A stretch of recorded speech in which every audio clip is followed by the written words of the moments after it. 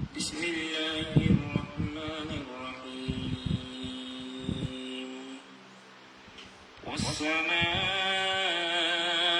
ذات البروج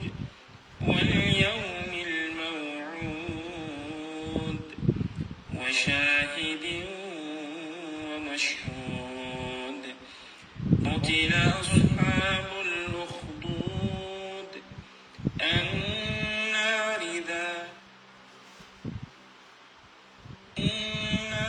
ذات الوقود إذ هم عليها قعود وهم على ما يفعلون بالمؤمنين شهود وما نقموا منهم إلا أن يؤمنوا بالله العزيز الحميد الذي له ملك السماوات والأرض والله على كل شيء شهيد إن الذين فتنوا المؤمنين والمؤمنات ثم لم يتوبوا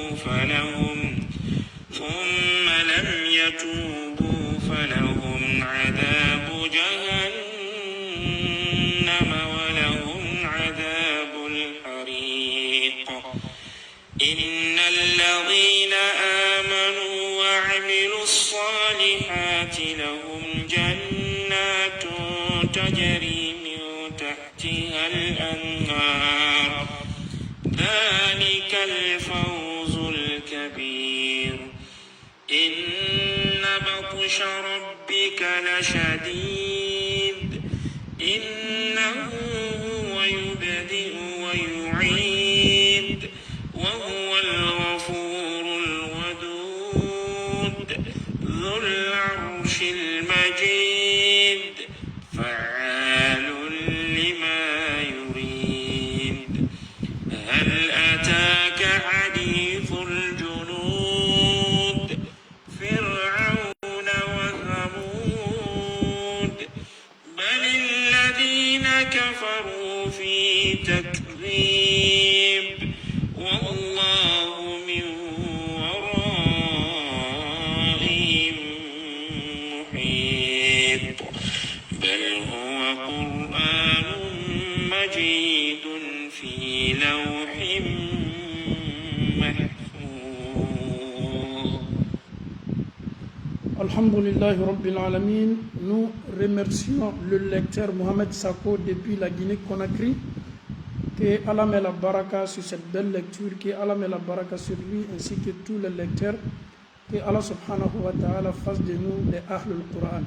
Assalamu alaikum wa rahmatullahi wa barakatuh. Chers parents, chers frères et sœurs en Allah,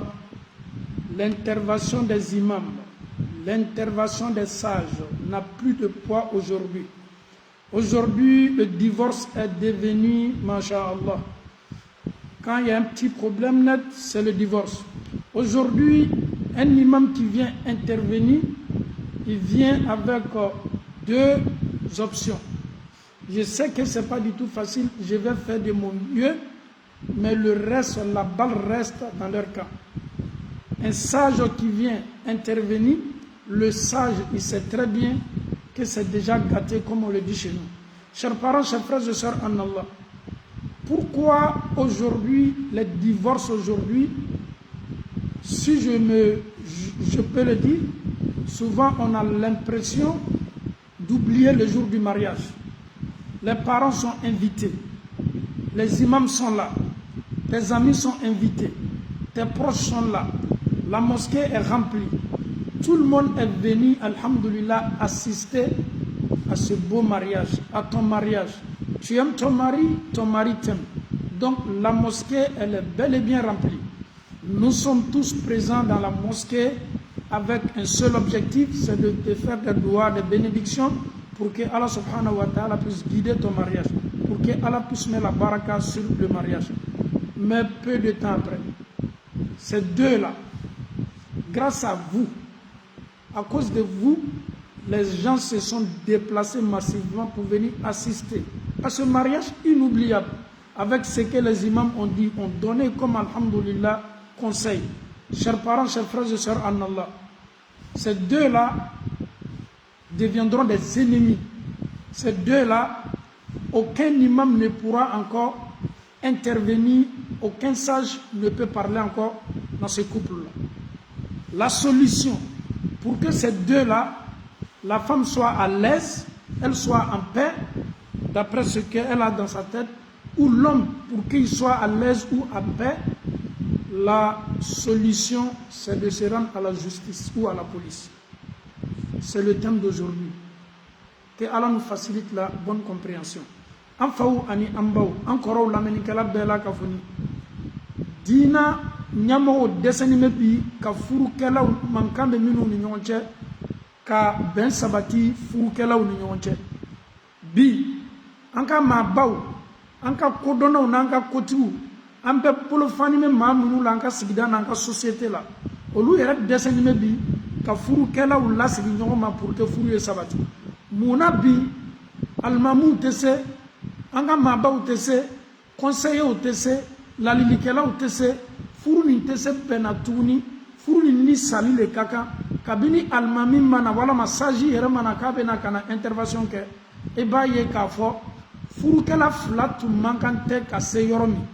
nunu flatu mankante ka kuma minta nunu flatu kakante ka tani kuma e fami fe ni kuma bana sela e kaba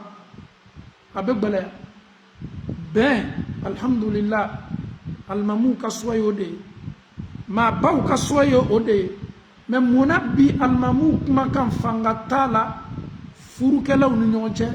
ma baw ka kuma fani baw furu nyalon olu ka kuma bi fanga tala bi ni cheni muso fona nyonko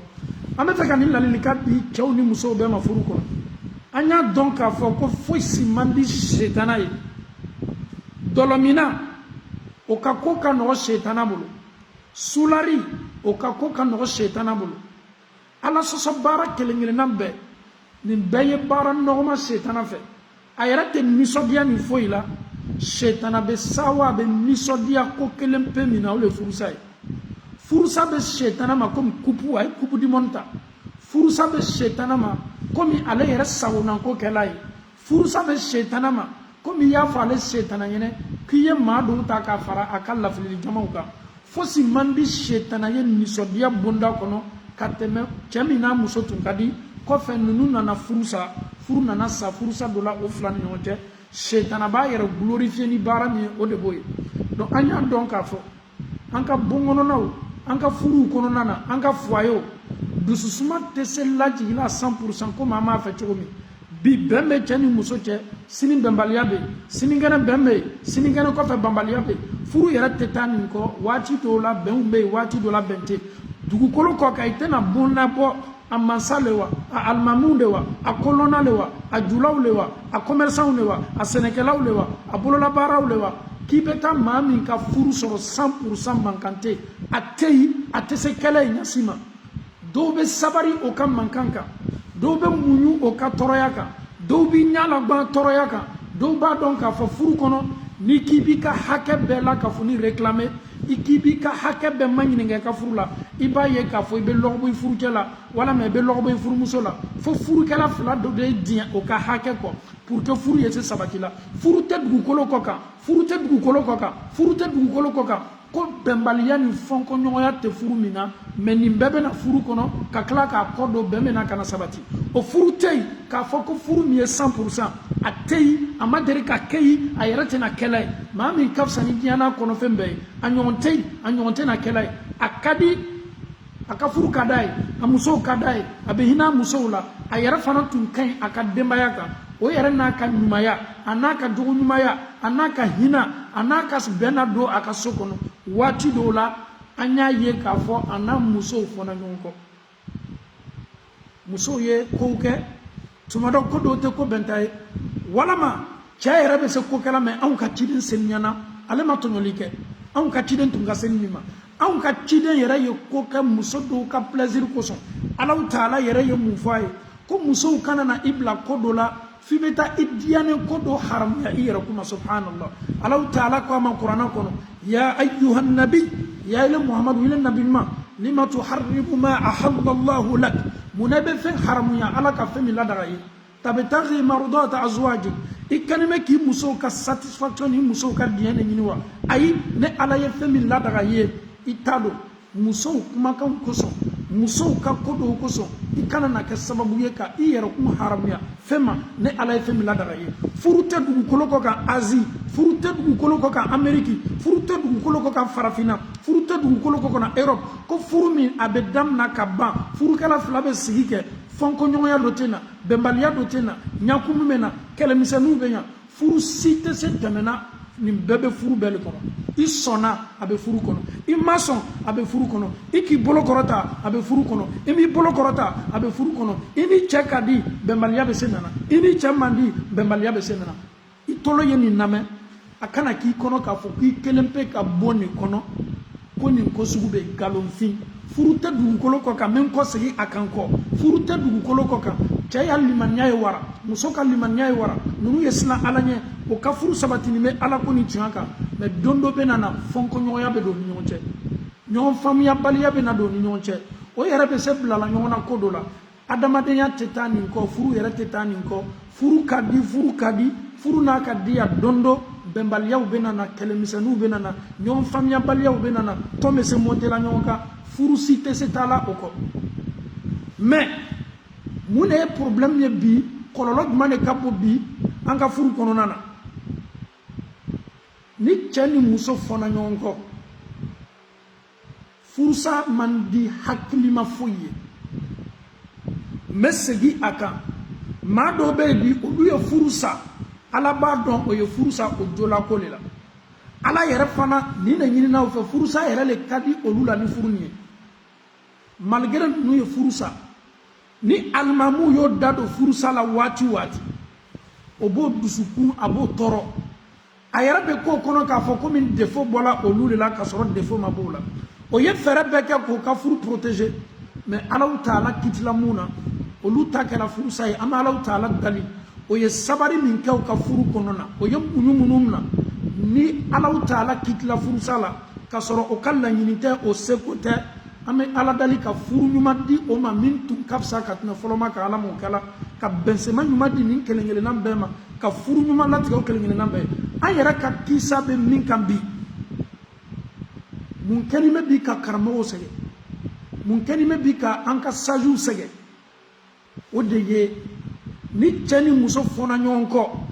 a tɛ don tɛnɛn ni talata la muso o bɛ taa se polisiw ma muso o bɛ taa se justice ma silamɛya furu bɛ siri don min alimami ye kutuba kala seerew tun bɛ yen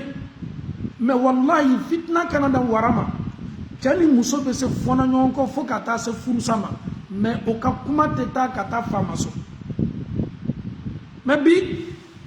ni k'i bɛ taa min yɛrɛ ka intervention na n'i taala joona joona yɛrɛ n b'a f'i ye n'i taala joona ka taa fɔ ka bɛn kɛ e bɛ taa sɔrɔ dossier bɛ niveau dɔ la ele yɛrɛ sigilen bɛ ka lamɛnni kɛ e yɛrɛ b'a dɔn fosi tɛ ninnu fila bali fo ye taa tribunal la le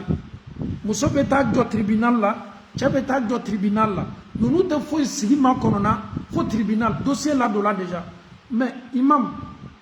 tu penses que ta parole tes conseils auront du poids ce jour-là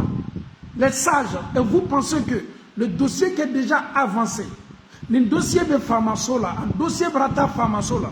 i bɛna na ka na bɛn ni silamɛya ko fɔ ka na fabadenya ko fɔ ka na furu nafa ko fɔ k'a yira k'a fɔ furu ye tele waati dɔw ka di waati dɔw man di mais e bɛna i ka ladilikan ɲuman fɔ waati waati o bɛ kɛ k'a sɔrɔ furukɛla fila dɔ la kelen ye a tɔ kelen sama ka taa n'a ye faamaso la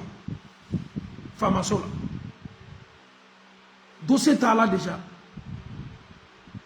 i bɛna na ka na kuma silamɛya kan kuma bɛ nana kɛ mais dossier t'a la hakilima dɔw bɛ yen ni kumakɛlaw ye o b'a dɔn k'a fɔ silamɛw de sigila ne ka furusiri kunna hali ni ne ka furu ma ɲa sa kɔ ne bɛ taa ni furusa ye ala ye min fɔ kuranna kɔnɔ aw fariquhunna bi ma'ruf ala ko n'i ma ɲa muso bila kɔ muso ni cɛ n'a ma ɲa faran kɔ ko aw ye fara ala miya aw ye fara benka aw kana fara juguya ka aw kana fara ni eta kata ni juguya ni eta kata ni dossier de poser ni kama ni eta kata ni kenina ni eta kata ni kenina olu de ko cɛjugu baw ye bi an ka société la ni ala taala kitila furusa la muso y'a seko kɛ walama cɛ y'a seko kɛ mais an y'an jilaja muso bɛ a cɛ ta waati waati ka taa n'a ye faamaso la walama cɛ yɛrɛ bɛ a muso ta waati waati ka taa n'a ye faamaso la c'est la haine qui est là. Il n'y a plus de pitié, il n'y a plus de miséricorde. Hina te dusukun na tuguni. Muso beta na cɛ justice la. Nta fɔ ngo muso le joba la a jota la nga kuma te burlo kan. Walama cɛ ye mun ka fɔ ka taa na nyɛrɛ ka kuma te burlo. La majorité muso n'a beta na cɛ ye faamaso la. Mɔnɛ le b'a bila la, dimi le b'a bila la. A bɛ fɛ ka kojugu le lase cɛ ma. A yɛrɛ bɛ fɛ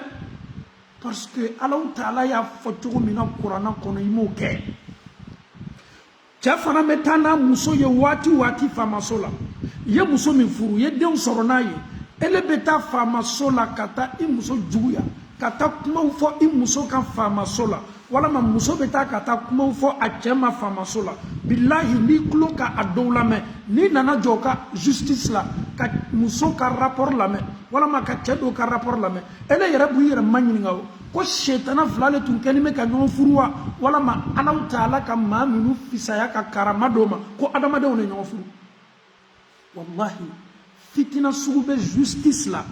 muso bɛ se ka rapport dɔw labori a cɛ kan cɛ yɛrɛ jɔlen bɛ justice la ka muso mafilɛ a bɛ kɛ komi a bɛ sukola le a bɛ kɛ komi a bɛ révéla le cɛ dɔw fana bɛ rapport dɔw labori o musow kan justice la wallahi n'i y'a dɔw lamɛn I b'i kali k'a fɔ c'est-à-dire muso min n'a ye den sɔrɔ nin cɛ ye nin cɛ ma taa si k'a dɔn k'a fɔ ko a denw ba le ten juguyaw ye place sɔrɔ e ni Ala Ta'ala cɛ anw silamɛw dɛsɛ la ka an yɛrɛ ka ko ɲɛnabɔ anw silamɛw dɛsɛ la ka Ala kumakanba to yen min ye kuranɛ ye anw silamɛw dɛsɛ la k'an ka cidensenima ka taasira ɲuman to yen a ka ladilikanw ni bilasiraniw anw ye nin bɛɛ ye k'a to yen dɔnnikɛla minnu bɛ an cɛ ma olu kumakan ɲuman minnu fɔtɔ an ye ka bɔ Ala kumakan ni ciden kumakan na an y'o bɛɛ ye k'a to yen an ka maabaw an yɛrɛ danima an ka cɛkɔrɔba minnu la minnu tɛ an bilasira jugu kan o ka ladilikanw ka sini an ye ninnu bɛɛ la ka fɔ ni t'a ye k'a to yen jɔnw de bɛ se ka cɛ ni muso fara ka bɔ ɲɔgɔn na an ye taa faamaso la olu ta tɛ Ala kama ko ye olu ta tɛ jo olu ta ye yafa ko ye olu ta ye mun ye décision min tatɔ baara kɛtɔ o de la an faw ni an baw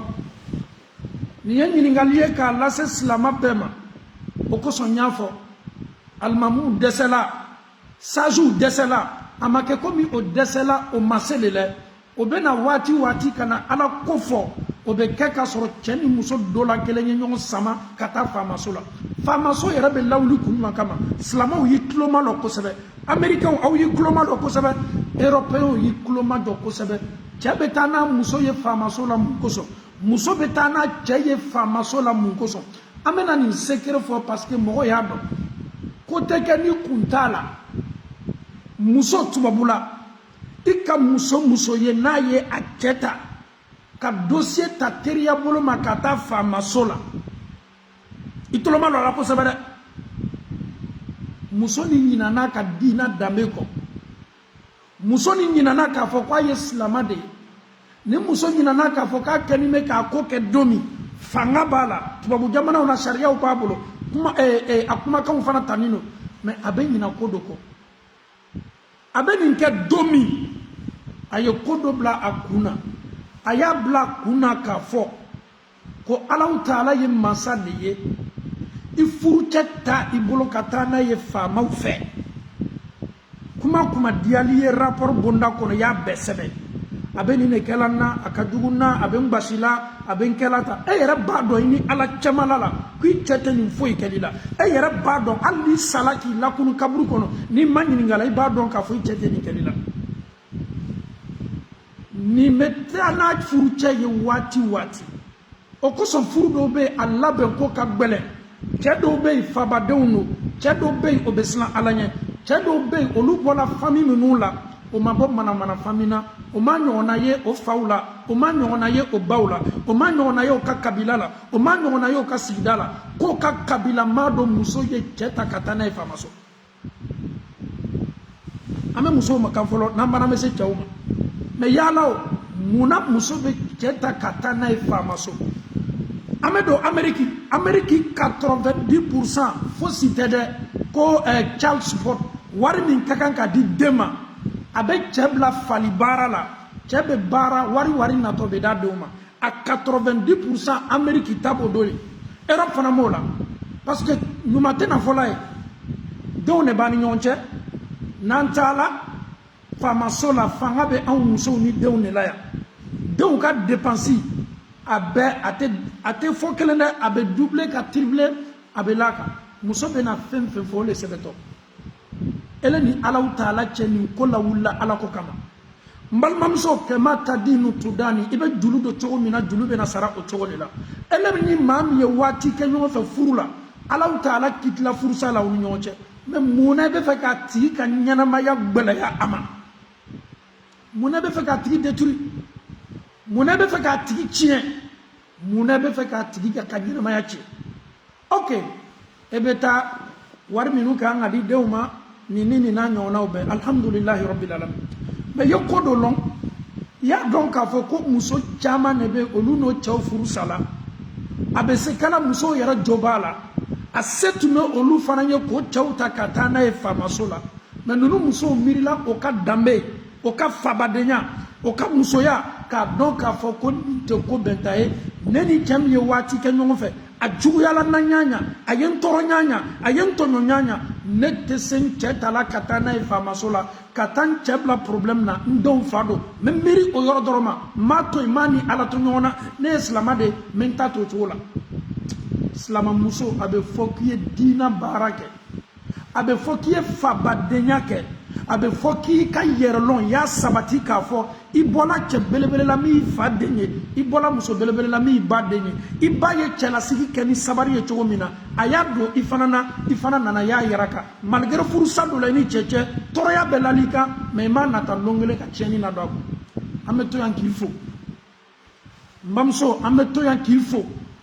ye fabadenya ke ya yaraka fo ibola famina fami munu lamona ladabula fami munu bonya bo fay fami munu madabo ka fo ko ka nyonjuya wallahi souvent ibetani iche ka dossier ye kititigala munu fe wati dola o yerebe anslamo mafle obe jigi anna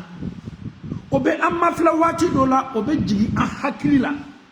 munaslama obeta juguya nyoma ni chogola furube sir domi قرآن آية 7 يا أيها بسم الله الرحمن الرحيم يا أيها الذين آمنوا اتقوا الله حق تقاته ولا تموتن إلا وأنتم مسلمون يا أيها الناس اتقوا ربكم الذي خلقكم من نفس واحدة وخلق منها زوجها وبث منهما رجالا كثيرا ونساء واتقوا الله الذي تساءلون به والأرحام إن الله كان عليكم رقيبا يا أيها الذين آمنوا اتقوا الله وقولوا قولا سديدا يصلح لكم أعمالكم ويغفر لكم ذنوبكم ومن يطع الله ورسوله فقد فاز فوزا عظيما الله تعالى ما كان بلبل سبكرنا آية فلو أو ما منو لمن يلا أو مؤمنو كو يسلا على سرنا يرى لا سيكنا سي أو ما فاي كاسرو أو ييرو كورولاي الله تعالى آية فلو لكلنا نني إكا مرياجي كنا قرآن آية فلنا من كرنا أدم دو كو يسلا الله تعالى masami ambela kafonin dan ka bon nikelna o ye an fa dama ni ani ambawa aye ambawa dan ka bon an fa dama la abana ka den chaman jensen ka bon an fa dama ni ambawa la anye sna Allah taala nye ame nyo manyini Allah taala mina sangani wati be ake ala koso ya fanema ijo ka ban fana anye sinji la tanga ko Allah taala akanime ka an korosi an ka ke wali bela o ye kurana aya fulana ye min bɛ kala cɛ ni muso ye furu kɛlɛ kumakan sabanan Allahu taala ko aw muminu ya ayyuhal ladina amanu aw muminu kaw yasla Allahu taala ɲɛ wa qulu qawlan sadida k'an ye kumakan ɲumanw fɔ i kana taa faamaso la ka kumakan juguw fɔ rapport la i cɛ kama i sabari kumakan ɲuman fɔ furu min ni fɔnkɔɲɔgɔnya donna la san dɔ bɛ se nana furu nin bɛ se farala ɲɔgɔn kan kɔ hali ni bi maaw dɛsɛla ka cɛ ni muso lasigi ɲɔgɔn ma den dɔw bɛ yen n'olu bonyana o ka luti fɔlɔ ye mun ye ka fa ni ba lasigi ɲɔgɔn ma mɛ i jilaja i bɛna to i denw bɛ kuma goya bamuso ye fɛn minnu sɛbɛn fa ka rapport kan walahi nin ye kojuguba ye dɛ a se b'i ye k'a kɛ a se yɛrɛ yɛrɛ b'i ye k'a kɛ walahi n bɛ n kali Alahu Taala la masa min ne bɛ masa min bolo maa dɔw yɛrɛ bɛ taa se faamaso la ka taa fɔ ko olu yɛrɛ furucɛ bɛ fɛ ka bɛn o yɛrɛ denmuso kan k'a sɔrɔ Ala b'a dɔn ko nkalon don walahi Ala b'a dɔn ko nkalon de olu denmuso cɛ yɛrɛ denmuso ko cɛ bɛ fɛ ka bɛn a yɛrɛ wolo denmuso kan kumakan jumɛn cɛ ka jugu ka nin kumakan bɔ ni nin danga wulila i kɔ ɲɛnamaya la i bɛ sa k'a sɔrɔ a kunnangoya ma bɔ i kan i furucɛ bɛ se bɛn n'a yɛrɛ den kan cogo di i yɛrɛ b'a dɔn ko nkalon de i b'a dɔn ko tiɲɛ foyi t'a la mɛ walahi bilahi ni cɛ ko Ala ka na i ta ɲa n'a sɔrɔ tiɲɛ t'a la ele bɛ sa musoganaya la i bɛ sa walahi i lani bɛ kɛnɛma kameraw bolo i ni cɛ fɔnna ɲɔgɔn kɔ munna bɛ taa nkalon sugu nin tigɛ n cɛ bɛ fɛ ka bɛn denmuso kan i b'a dɔn i ni Ala yɛrɛ cɛmala la min bɛ ka nin kɛlen k'a mako sa k'a ta tiɲɛ billahi tallahi Alahu Taala ye masa min ye a tɛ sunɔgɔ n'i ye nin miiriya jugu ta min kali Alahu Taala la a dɔn k'a fɔ nin fitina bɛ na firi i kunna nin kunnangoya bɛ firi u kunna a bɛ kɛ sababu ye i denw bɛ na nin tiɲɛ dɔn don min na i denw b'i lagosi o b'i kɛ musokɔrɔba lankolon ye o b'i kɛ musokɔrɔba jugu ye o b'i kɛ muso jugu ye société la ni famille bɔla nin kalama i denw bɔla a kalama ele bɛ sa kumajigi la a b'i ko ne bɛ kan k'a kɛ bi tubabuw b'i kɔkɔrɔ dɔ la ko tuma dɔ ɲɛna ko jo b'i fɛ ele ɲɛna k'i bɔla sanfɛ ne ka bɛn ele tɛ foyi ye ji ni bɔgɔ kɔ muso tɛ foyi ye ji ni bɔgɔ kɔ i bɛ sɔrɔ komi i bɛ sa cogo min i bɛ i ka kaburu kɔnɔ tumu ni bagabaga b'i domu k'i ban bawu mun de ka juguya da se nin bɛɛ ma n bɛ taa ka taa nin juguya bɛɛ sɛbɛn n cɛ kan pour que tubabuw y'a mako sa k'a ka ɲɛnamaya bɛɛ tiɲɛ e bɛ ɲinɛ k'a fɔ ko e furucɛ a kɛlen bɛ ka maa caman balo a kɛlen bɛ k'a ka denbaya balo a kɛlen bɛ ka maaw balo so e bɛ fɛ k'a to ninnu bɛɛ bɛ to kɔngɔ la e sababu la ni cɛ min nana k'a datugu ni cɛ min nana k'a bila kaso la e m'a dɔn ko cɛ jɔnnen bɛ ka bɛn maa caman de dɛmɛ ma mun de kosɔn aw muso dɔw bɛ yen aw ka jugu aw bɛnnen tɛ maa foyi kun fo setana denmuso le ye aw ye setana joli le bɛ borila aw dɔw la setana mɔgɔ le ye aw ye an bɛ Alahu Taala dali ka setana joli nin to aw la Ala kana hɛrɛ kɛ aw ye Ala ma hakili ɲuman dila aw ma muso bɛ fɛ ka a cɛ mako sa k'a sɔrɔ cɛ ma kojugu k'a la Ala b'a dɔn ko cɛ ma kojugu k'a la muso ni nin wɛni kɛ jugu b'i la an bɛ Ala dali k'a miiriya jugu kari i yɛrɛ kɔnɔ a kɔlɔn jugu k'i kari a kɔlɔn kɔnɔ k'i bɛn a kɔlɔn kɔnɔ k'a kɔlɔn dafiri da k'a makosa lase i ma i furucɛ lɔnni bɛ tuma dɔ e yɛrɛ ka faamu a lɔnni bɛ ni dɔw ye i furucɛ tuma dɔ e yɛrɛ bamuso a lɔnni bɛ n'a ye i furucɛ tuma dɔ a lɔnni bɛ ni feretani dɔw ye e bɛ fɛ ka makosa ladon adamaden dɔw kun munna parce que kɛlɛ b'aw ni ɲɔgɔn cɛ mɛ ni kɛlɛ b'i n'a ni ɲɔgɔn cɛ i jɔ k'a kɛ kɛlɛ la to Alahu Taala kɔ a kɛ Ala ko kan Ala yɛrɛ ko aw fariquhunna bimaruf Ala le k'i dan faamaw m'i dan dɛ justice m'i dan dɛ mɛ i bɛ taa ka t'i cɛ charger ka i cɛ charger bilahi cɛw bɛ Amérique olu ka Amérique sigi dabila o borila ka na sigi farafinna Américains b'a dɔn kɛlen bɛ ka min fɔ munna cɛ tɛ min sɔrɔla karo la ko ni baara kɛla wari bɛɛ bɛ taa don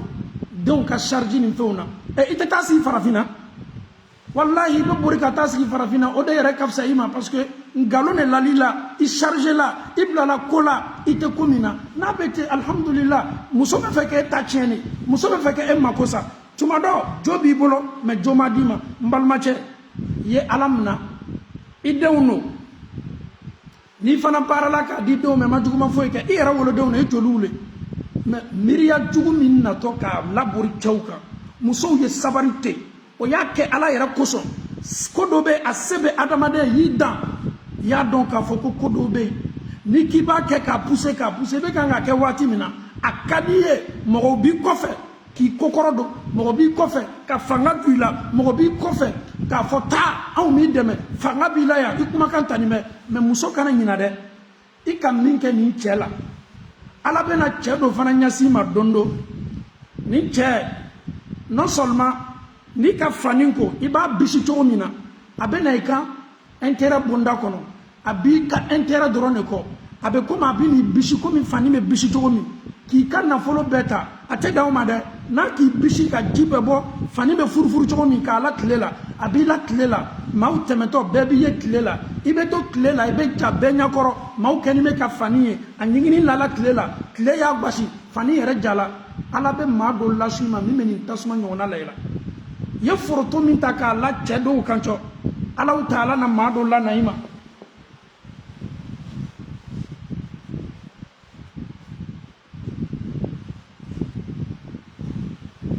ala taala na maa dɔ la na i ma min fana bɛna ni ɲɔgɔnna k'i la ala k'a fɔ n y'a maa kɛ ten cɛ y'i tɔɲɔ a ye nin k'i la n'i ma ɲa furusa kɔ furusa alamiya ye to ala taala kɔ i kana na juguya foyi ta walahi n'i k'i ka ko to ala ma k'a fɔ ala cɛ nin ye ne tɔɲɔ cɛ nin a ye nin kɛ ne la a ye nin kɛ ne la ala mara nin to ni nin furu kɛla safe ye i seko bɛɛ kɔfɛ to ala ma i kana juguya foyi nata i b'i jija i je fɛ ni cɛ ye ko latilan cogo min na diinamɔgɔ dɔ wele ka na a bɛna sigi ka fɔ ka bɛn kɛ alhamdulillah cɛ sago bɛ a denw na parce que n'a banna taala faamaw fɛ ye cɛ den ye programme don muso fana ye denw ye programme don den ye na di cɛ ma programme don den ye n'a kana muso fɛ ye programme don ele ni furu cɛ furu sala aw ni ɲɔgɔn cɛ mais aw denw ka tali aw ni ɲɔgɔn cɛ maa gbɛrɛ le ye ɲɛnamaya imposer aw kan k'a kɛ t'o cogo de la ala nin dɔ ye fitina cɛjuguba ye a joli i yɛrɛ den a yeli ko i bolo i tɛ s'a yela ten dɛ fo makɔnɔni de ye kɛ faamaw y'a fɔ k'a bila yɔrɔ min an bɛ to olu le kɔ mun de nana ni nin bɛɛ ye setana mun de nana ni nin bɛɛ ye fitina mun de nana ni nin bɛɛ ye parce que an tɛ fɛ ka ko kɛ ala taala ta kɛcogo la anw ɲɛna k'a fɔ ko diɲɛ nin ye so ye so nin tɛna ban anw ɲɛna k'a fɔ an bɛ so min na nin a tɔtɔ ye le kuda ye waati ni ko dɔrɔn de an bɛ ɲɛnamaya k'a la maaw kɔnɔ anw ɲ'a la olu sala bi m'olu la kaburu ɲɛnamaya la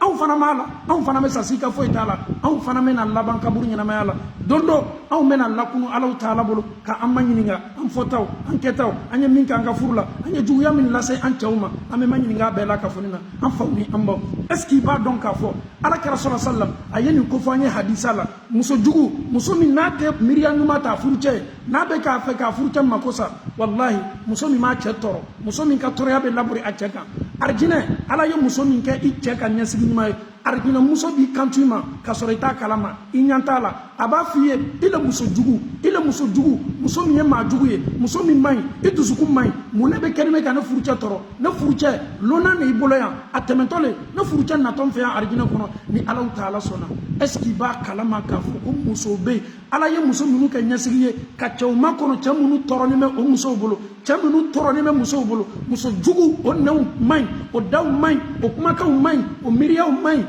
o wɔninkɛw man ɲi fosi man d'olu ye fo juguya e ni ala taala cɛ ne y'a f'i ye kuma laɲini tɛ k'a fɔ ni cɛ fɔna ɲɔgɔn kɔ k'i cɛ le jo b'a la subhanallah n ka kuma laɲini t'o ye cɛ tɔɲɔlikɛlaw bɛ yen cɛ juguw bɛ yen cɛ ɲangbɔw bɛ yen cɛ minnu yɛrɛ tɛ muso ka hɛrɛ fɛ olu bɛ yen mais muso i k'i ni ta cɛ ka juguya ma muso e y'i ka baara kɛ ni ala taala cɛmala la ko gbɛlɛyala ɲaɲa hali n'a kɛra furusa ye i ye to ala taala kɔ i ye ala taala ta i ye ko nin ɲɛnabɔ silamɛya ye min fɔ i ka danbe b'o de la i ka sabati b'o de la i ka hɔrɔnya b'o de la o yɛrɛ le ka ɲi ma o le fana b'i kɔrɔta diinamɔgɔw bɛ yen sajiw bɛ yen o bɛ se ka na fɔ ka bɛn kɛ hali ni furu ni ma se bɛnna kɔ an b'a ko kɛ silamɛya ta la o fana ka ɲi cɛ sago b'a denw na muso fana alhamdulillah cɛ bɛ se min di la an bɛna sigi k'a ɲɛ yɛrɛ ka ɲɔgɔn na silamɛya bonda kɔnɔ a bɛna lɔ a denw ka charge la o tɛ kojugu ye mais ka taa ko di yɔrɔw la yɔrɔ minnu bɛ aw ka ɲɛnamaya dicté ni luwaw ye o maliyaw ka bon dɛ o maliya ka bon dɛ bi titiri ye mun ye mun na bi alimamuw tɛ se la tuguni bi mun na bi an ka maabaw tɛ se la kɔ alimamuw tɛ se la ka bɛn dossier taala fa min fɛ n'a banna sela ye ka ban alimami yɛrɛ b'a yɛrɛ kɔlɔsi n'a m'a yɛrɛ kɔlɔsi ale yɛrɛ bɛ problème ba sɔrɔ ale nana ka na fɔ ka bɛn de kɛ mais dossier bɛ wo min na o ye cɔ dossier bɛ wo min na o ye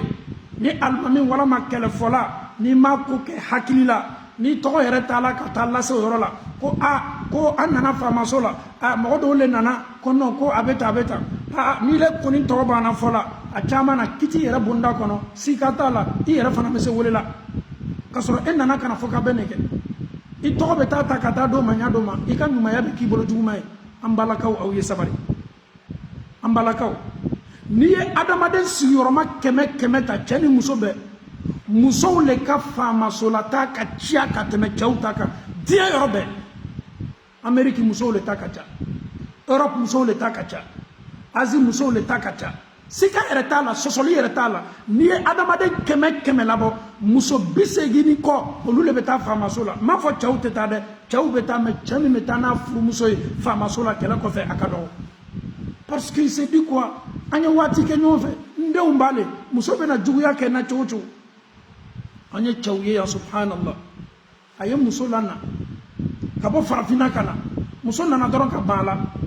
Mɔgɔ ko ko n'a bɛ ten, i y'a ka sɛbɛn minɛ ka tiɲɛ, i y'a ka sɛbɛn tiɲɛ, a y'i kɛ tan, a y'i kɛ tan. Cɛ ko ko wallahi n bɛ bien, n bɛ sɛbɛn to a bolo, munna m'a ka sɛbɛn tiɲɛ? Adamaden de, a ma na a ma kɛ n fɛ, mais o t'a yira k'a fɔ ne bɛ fɛ ka kojugu la da kun. K'a sɔrɔ possibilité bɛ cɛ bolo ka muso ka sɛbɛn tiɲɛ a bolo. Mais a bɛna nin tiɲɛ nafa jumɛn b'a la? N bɛna juguman lase muso ma, a nana a ma sɔn na, a ye kamere dɔ ye a ko k'a b'o le fɛ, tile guan a ye n ka furu sa, tile guan a ko k'a tɛ n fɛ, maa ni ala to ɲɔgɔn na, mais alaw tɛ ala ta. Mais ne ye taa ka taa muso faamaso la, n bɛ taa muso dénoncer, a bɛna mun nafa de lase n ma? Sɛbɛn min ni y'a d'a ma, ne y'a d'a ma furu de nɔfɛ, mais n'a kɛra furusa ko ye, alhamdulillah, m'a to yen cɛ min ka d'a ye, tuma dɔ a bɛ se sigilaw kun, a bɛ hɛrɛ sɔrɔ n'o ye, ne ni muso yɛrɛ bɛ se ɲɔgɔn ye la ɲɛnamaya ko dɔ wɛrɛ la, an bɛ se ka adamadenya yɛrɛ dɔ kɛ ɲɔgɔn fɛ, hali ni furu t'an cɛ kɔ, ni ko tɛmɛna tɛmɛcogo ɲuman na. O tun ye an balakaw ta ye. An bɛna se an falakaw ma. An falakaw, i ni furumuso, setana bɛ se dɔ la aw ni ɲɔgɔn cɛ. I ni furumuso, aw bɛ se fɔnɔ ɲɔgɔn kɔ, mais i jilaja, cɛya danbe y'a la tanga. E yɛrɛ bɛ bɔ don don ka taa ni furumuso ka dossier ye faamaso la. N balimacɛ, n'i b'a kɛ waati min na i t'i yɛrɛ kuma ɲininka.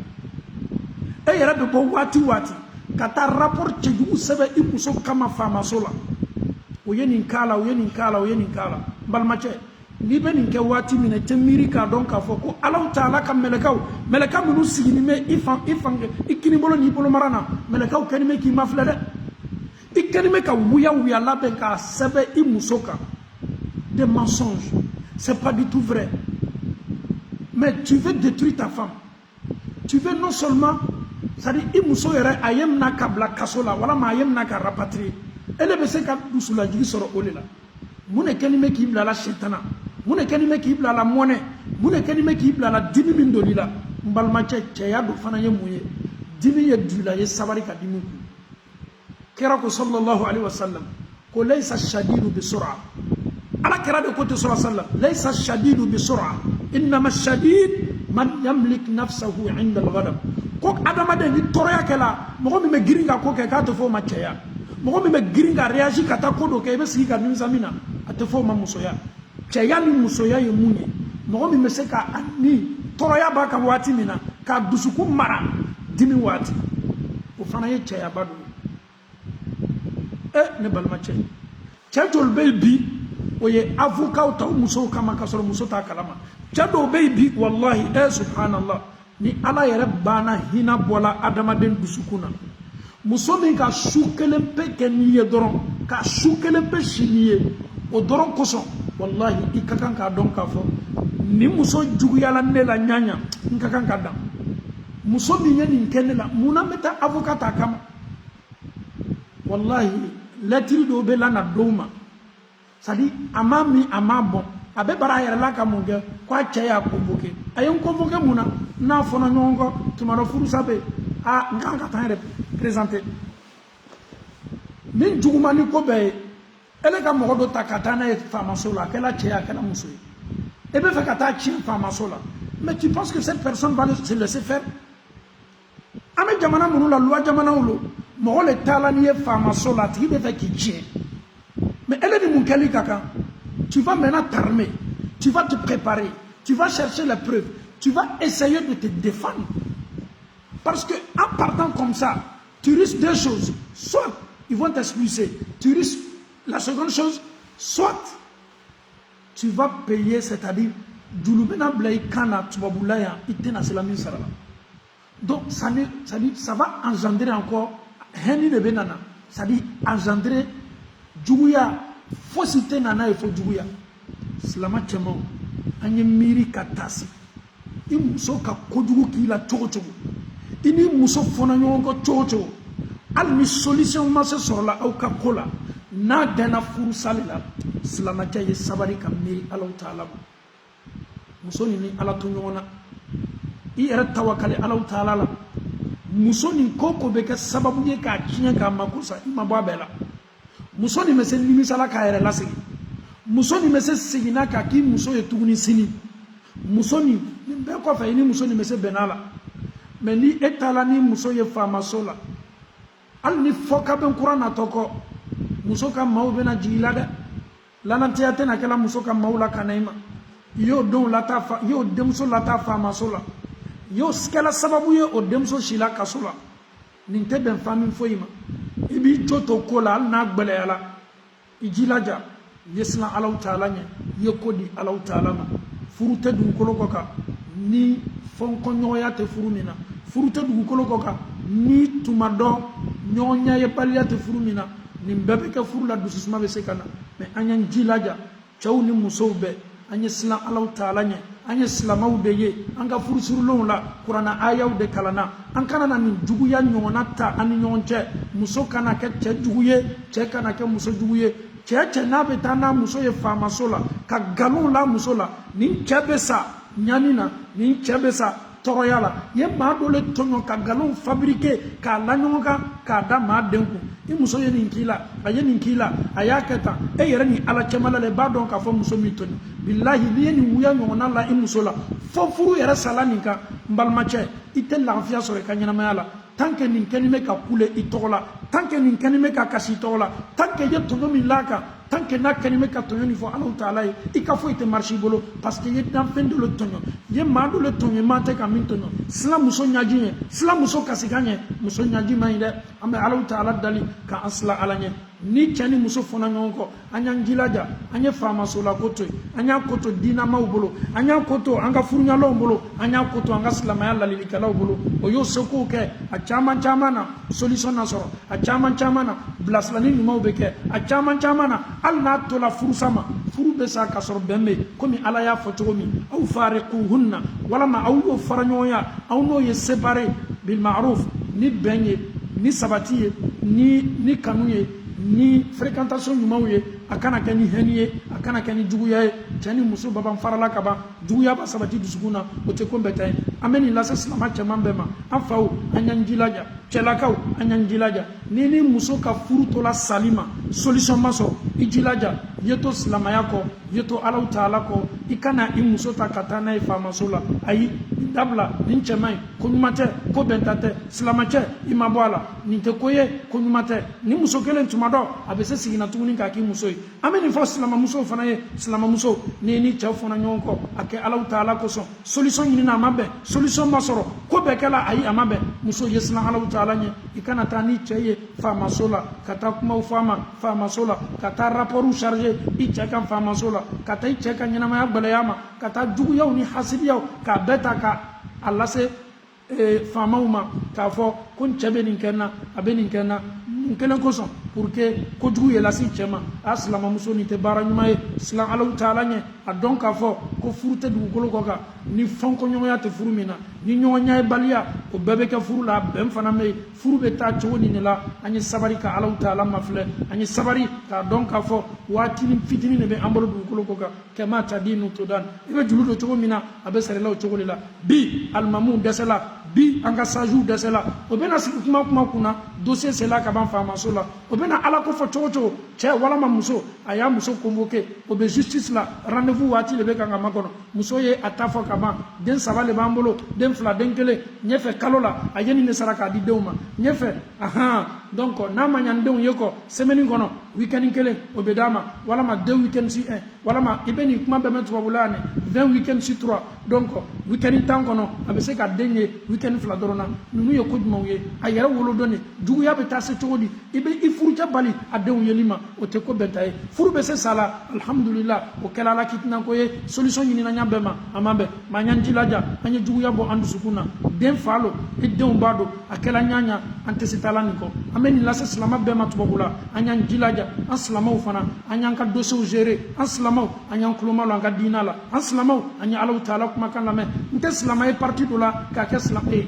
ka Allah taala kuma kan dota ka bandola ay o te ko bentaye anya donc ka fo furusa be se kala Allah taala ka kitna ko me juguya ani nyonche anyo bo ani nyonche o te ko bentaye ko nyumate amala se salama chaw manyami amala se muso ma chogole la ama Allah taala dali ka aslama yere ke fo ka benaye anka problème la ka fitna kale ka fitna mabo ana rabbana atina fid dunya hasana wa fil akhirati hasana wa qina adhaban nar ربنا لا تزغ قلوبنا بعد إذ هديتنا وهب لنا من لدنك رحمة إنك أنت الوهاب صل سبحان ربك رب العزة عما يصفون وسلام على المرسلين والحمد لله رب العالمين